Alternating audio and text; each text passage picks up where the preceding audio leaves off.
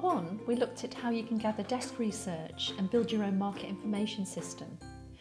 But you're likely to have some unanswered questions about your own market, products and services. So this part is considering how you'd actually go about obtaining customer feedback to add further pieces to the jigsaw puzzle, which again you can put into your market information system. Now, it's possible that you may not have a marketing budget that will allow for a third-party research agency to undertake the research for you. So I'd like to give you some ideas on what you need to consider if you're actually undertaking this in-house.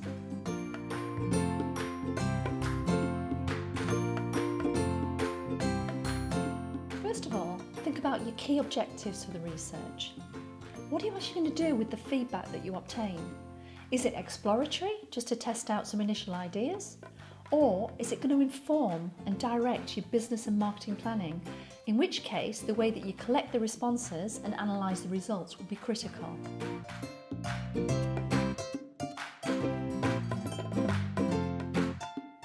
Secondly, think about how many customers or prospects that you want to obtain feedback from.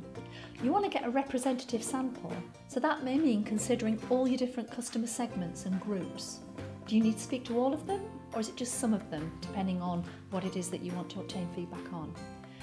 Consider all the decision makers. For example, if you work in an IT company or a waste company, you may be dealing just with the purchasing department, but what other users within the company are actually using that particular product or service?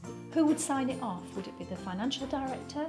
Would the MD have an input? Do you need to speak to all of these different contacts and consider their point of view in your feedback? Or are your products and services aimed at consumers? People of different ages, lifestyle, income? Do you need to speak to a cross-section of them? If it's exploratory research that you're undertaking, you may be able to speak to just a small sample and obtain some qualitative feedback.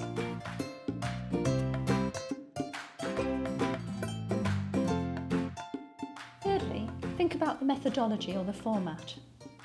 Consider a mechanism which enables you to capture responses both confidentially and objectively. Confidentiality is something that a market researcher working to the Market Research Code of Conduct would automatically consider. But think about how you would do that if you're not only the subject of the research, but also the party that's undertaking it. So if you're undertaking research in-house, consider how you can build in individual anonymity. Think about questionnaires, suggestion schemes, feedback forms, whether delivered by post or online.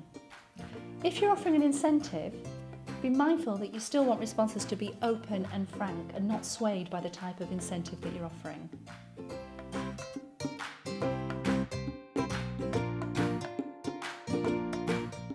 As a matter of course, you could consider building in some simple questions to your business systems, either at the initial point of taking the inquiry or after the product and service is actually being delivered.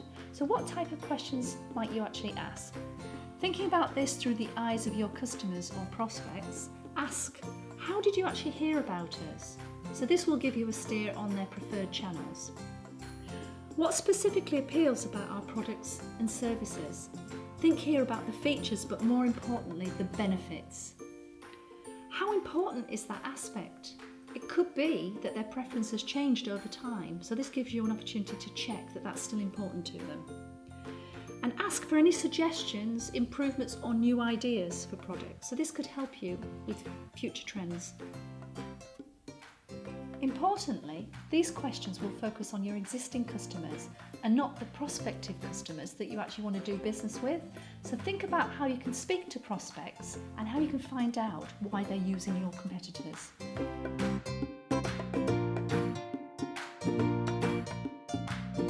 One area that can be much more difficult to get to, objectively at least, is what your existing customers and prospects really think about you and why they think that way.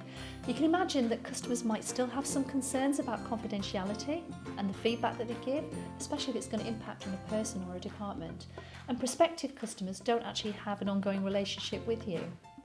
So you may need to consider other methodologies, such as one-to-one in-depth interviews or focus groups, and you might want to consider having that moderated by a third party to make it as objective and as confidential as possible. So these questions and this information is important because it can provide direction for future marketing activity, and it can help you define or refine your unique selling point. So let's have a look at some of the questions that you might want to ask here.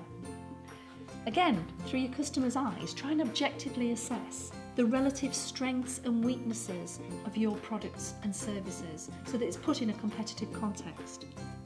How they perceive and rate competitors' products and services, and that could be critical from a prospect's point of view if they're already using that competitor. And think about setting up an ongoing customer panel or user group where you can actually develop new products and services and use them for ongoing feedback.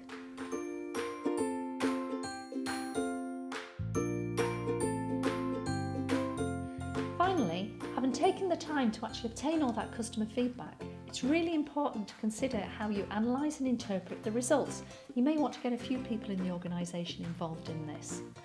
So really take time to listen to what your customers have said and why they said that, even if it may mean going back to the drawing board. Thank you for listening. Please feel free to subscribe to further marketing advice or tips by visiting the resources section of my website. I look forward to hearing from you.